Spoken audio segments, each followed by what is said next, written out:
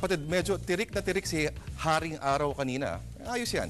Wala rin sama ng panahon na mabubuo sa bansa ngayong linggo. Pero asahan pa rin lalamig dyan sa banda sa may Visayas dahil pa rin yan sa buntot ng cold front. Yun yung pagsasulubong ng mainit at malamig na hangin na nagdudulot ng ulan.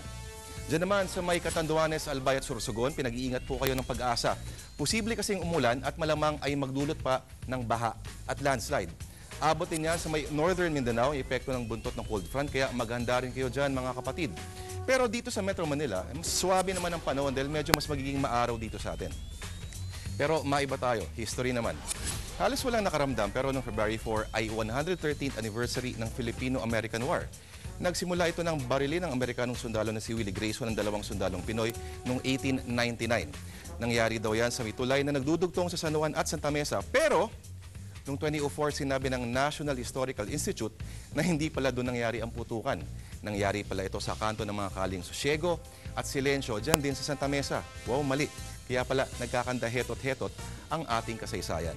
At yan ang ulat panahon sa ngayon. Ako po si Lourdes de Vera.